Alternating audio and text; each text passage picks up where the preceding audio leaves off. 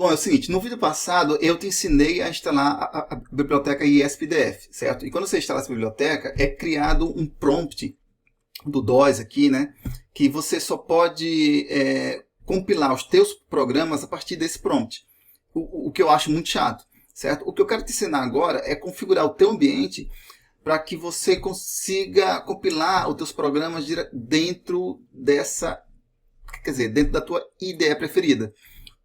No meu caso aqui, a gente vai usar o CLion, mas você pode usar qualquer uma. Visual Studio, enfim, certo? Funciona para todas. Tá, então antes de te ensinar a configurar isso daqui, eu estou querendo discutir contigo um pouco a estrutura de um projeto SPDF. Todo projeto SPDF tem uma estrutura básica, certo? Primeiro, o teu código ele sempre tem que começar dentro de uma função chamada app-main, certo? É um pouco diferente do C, do C padrão, né? Você sabe que o C a função main. Essa aqui tem que ser uma app-main, a função app-main, certo? E ele também, todo projeto ele tem uma pasta raiz, certo? Essas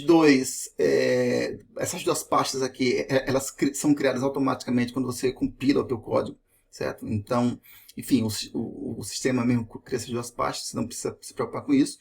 Aí você tem essa pasta main, que você tem que ter essa pasta main, então você tem que ter um código, né? O teu arquivo fonte aqui está dentro dessa pasta main. E essa pasta tem que ter esse arquivo cmakelist.txt. Precisa ter isso daí. E além disso, também dentro da parte da raiz, você tem outro arquivo, cmakelist, de mesmo nome, os nomes tem que ser sempre esse, que você precisa para rodar o teu código. Então são basicamente 3 arquivos aqui. Ó. Esse arquivo aqui, cmake, o teu código, que fica dentro da pasta main, e esse outro cmakelist, que também fica dentro da pasta main. Então todo projeto tem que ter isso daí. Uma vez que você tem essa estrutura básica, quando você abre esse aqui, ó, esse arquivo aqui você tem o nome do projeto. Hello World, nesse caso aqui. Então, no caso, toda vez que você for criar um projeto novo, você tem que abrir esse arquivo clist aqui, criar um arquivo igualzinho esse aqui, né? E aqui você muda o nome do teu projeto, certo? E dentro desse arquivo main aqui, ó, certo? Você vê que você tem que colocar um arquivo, quer dizer, você tem que incluir aqui, ó, aqui você tem que colocar o nome do arquivo fonte que tem o teu código, certo? Se você tiver mais de um arquivo fonte, você tem que dar um espaçozinho e inserir aqui, certo? Tá, enfim. Então, basicamente é isso daí. Então, você cria o código, certo? Nesse arquivo aqui você vai colocar o nome do arquivo onde está o código. E nesse outro arquivo aqui você coloca o nome do teu projeto que você vai escolher. Então o passo é sempre esse, certo? E onde entra a configuração, certo? A configuração são essas linhas de código aqui. Essas linhas de código normalmente não vêm, certo? Se você abrir o teu arquivo do Hello World aí, você vê que ele vai estar assim, ó. Ele vai estar sem essas linhas. Então essas linhas que eu incluí aqui são as linhas que você precisa para configurar o teu ambiente. Você nota o seguinte, que quando o ambiente está configurado corretamente, quando você vê aqui, por exemplo, essa função é uma função da biblioteca SPDF. Se eu coloco o mouse aqui, ó, ele me dá algumas informações sobre essa função, certo? Isso por quê? Porque o meu ambiente já está configurado. Essa outra aqui, ó, se eu passar o mouse aqui em cima, ele me dá algumas informações, inclusive me dá até um exemplo, nesse caso, de como eu devo usar essa função, certo? Isso aqui, por exemplo, é uma macro. Então, ele diz aqui, ó, essa macro é igual a isso aqui. Ó. Então, ele diz que esse trecho de código foi substituído por isso daqui. E por aí vai. Ó. Cada coisa que você vai colocando aqui, ele vai te dando uma informação. Também, quando você está digitando o código, à medida que você vai digitando, ele já vai sugerindo o que você tem que fazer. Também, se eu não me engano, quando você coloca um erro, ele diz ó, que essa função, ele não conhece essa função, você digitou errado. Então ele já, enfim, aí quando você vai digitando, ele te dá possíveis funções que você, quer dizer, que tem o mesmo nome. Então facilita muito quando você vai escrever o teu código. Só que isso você antes precisa configurar com esse CMake list aqui, só esse, com essas linhas de código, certo? Só que essas linhas de código, elas mudam de sistema para sistema. Então você tem que ver qual que é a linha de código no teu sistema, certo? E como é que eu faço para ver isso daí? Você vai fazer o seguinte, você vai abrir essa janela aqui, SPDF, o prompt que foi criado quando você instalou a biblioteca, certo? Você vai abrir ele. Eu já estou com ele aberto aqui, ó.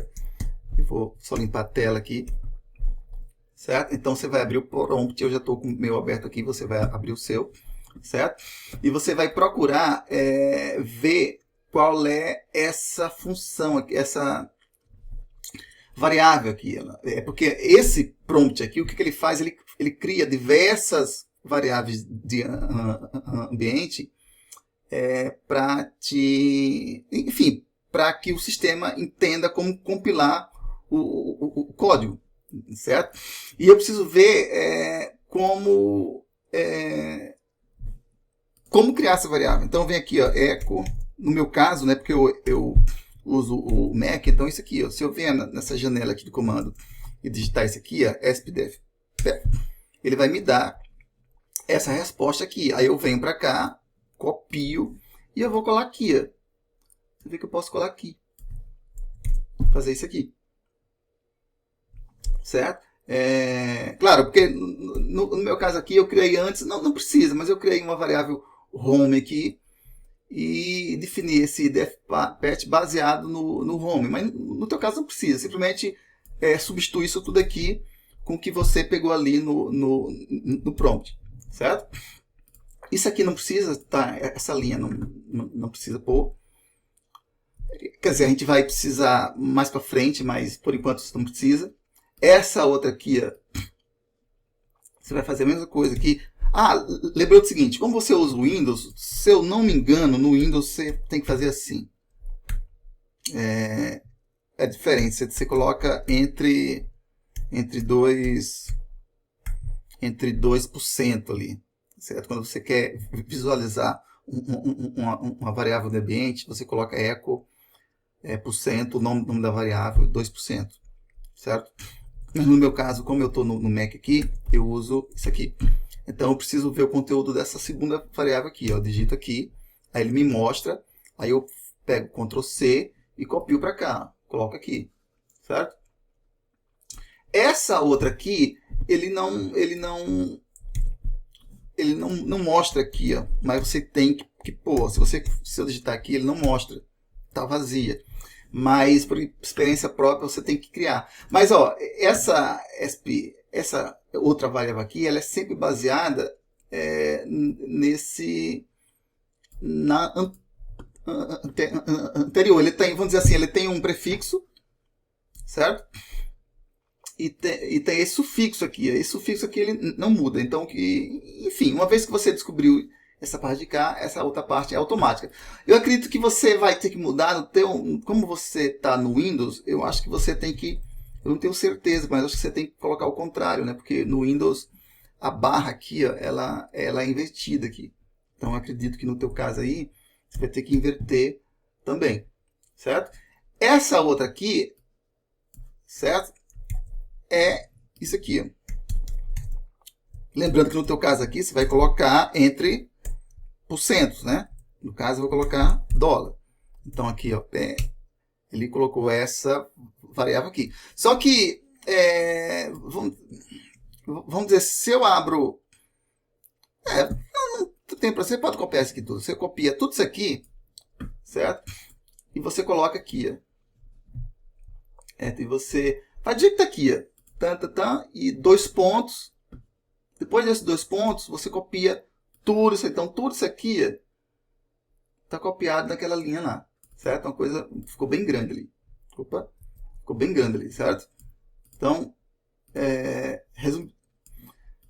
repetindo, você vai pegar o conteúdo daqui e você vai fazer 2 pontos e colocar tudo isso aqui. Então, pronto, quando você faz isso daí, como eu falei, uma vez que você inseriu essas coisas aí, ele fica... o ambiente fica configurado, certo? Aí, ó, depois que você fez isso, certo? Você tem que vir aqui, no caso do Selenium, e você faz um reload o projeto. Então, ele demora um pouquinho, ó, certo? Ele está processando aqui, ele tem que fazer um monte de coisa, então no meu sistema aqui está bem lento, por sinal. Então eu vou cortar o vídeo e voltar quando ele tiver terminado. Tá, então ele terminou. Agora que ele terminou, aí se tudo deu certo, o teu ambiente está todo configurado, então essas informações das funções agora estão disponíveis, está tudo certinho, certo? Outra coisa que é criada aqui, ó, é que ele cria algumas opções do teu projeto. Por exemplo, se você quiser compilar o teu projeto, o que é que você faz? Você vem aqui, ó, no nome do teu projeto, ó, cadê? O teu projeto é helloworld, helloworld.elf. Se eu selecionar aqui helloworld.elf e eu apertar aqui, pronto, aí ele começa a compilar aquele processo bem demorado. Tá, além de compilar, eu consigo também, ó, agora você vê aqui que tem Flash, a opção Flash para gravar tá aqui, então eu posso selecionar aqui a mesma forma, eu aperto aqui e ele grava no microcontrolador. Ele não está me deixando gravar aqui porque o processo de compilação ainda está funcionando. Da mesma forma aqui, tem um monitor que eu posso vir aqui e ficar vendo o resultado enfim, ficar vendo as mensagens do ESP-IDF. Então, com essas configurações aqui, né, depois que você configura o seu sistema, você tanto consegue, né, programar muito melhor, porque você vai ter muito mais informações aqui, como também você consegue compilar e gravar o teu código no SP2 a partir desses comandinhos aqui, certo? Eu sinceramente, eu não gosto muito de ficar trocando aqui, ó, porque eu acho meio chato ficar trocando aqui. Eu prefiro a linha do comando, certo? O problema é o seguinte, se você sabe que para compilar o programa, você tem que digitar isso aqui, ó, certo? idf.py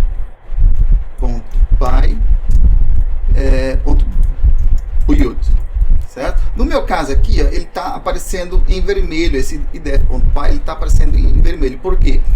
Porque ele não conhece esse arquivo aqui, esse arquivo não existe, certo? Então se você tentar digitar aqui, ó, ele não conhece esse comando. Tem uma solução para isso também, ó. Quando você instala a tua biblioteca, no meu caso, a biblioteca está instalada aqui, ó, em ESP-IDF, certo? Aqui dentro, aqui, ó, você vê que tem vários scripts aqui, ó. Tem esse script aqui, ó, que é um script para Mac ou Linux, certo? O pessoal do Mac e do Linux usa aqui. Tem esse outro aqui, export aqui, ó, .bat, que eu acredito que faça a mesma coisa que esse faz, só que no Windows, certo? Então eu uso esse aqui e você aí no Windows provavelmente vai ter que usar esse cara aqui, certo? Então, por exemplo, se eu vim aqui agora e digitar lá ponto e esse arquivo e o nome desse arquivo aqui, ó, arquivo Linux. Se eu digitar aqui, ó, se eu digitar isso, ele está criando o meu ambiente, certo? Ele leva um pouquinho de tempo. E ele faz, na verdade, o que ele está fazendo aí ele criando essas variáveis que a gente criou aqui, certo? Só que essas variáveis ele só cria para o CMake, né? Então, se eu quiser usar esse idf.py aí, ali no comando, eu preciso fazer isso aqui. Você vê que a mesma mensagem que ele deu aqui agora é a mesma mensagem que ele dá quando você abre esse comando prompt aí, certo?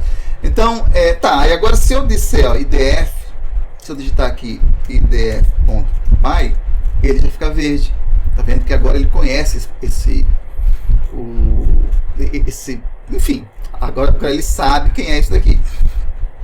No teu caso, certo? Você não tem que digitar aquele ponto alguma coisa, certo? No teu caso, você tem que digitar só o nome desse, sem ponto, sem nada, só o nome desse export.bat aqui, certo? Então você tem que executar. Se você executar, aí você pode agora compilar tanto por aqui, pelo código, quanto por aqui, pela linha do comando, do jeito que eu já ensinei para você no outro vídeo, certo? Então o que eu quero que você faça? Então o que eu quero que você faça agora? Eu quero que você tente fazer isso no teu sistema, criar essas variáveis, e se funcionar, você me avisa, deixa um joinha aí. Se não funcionar, você me fala que eu tento te ajudar.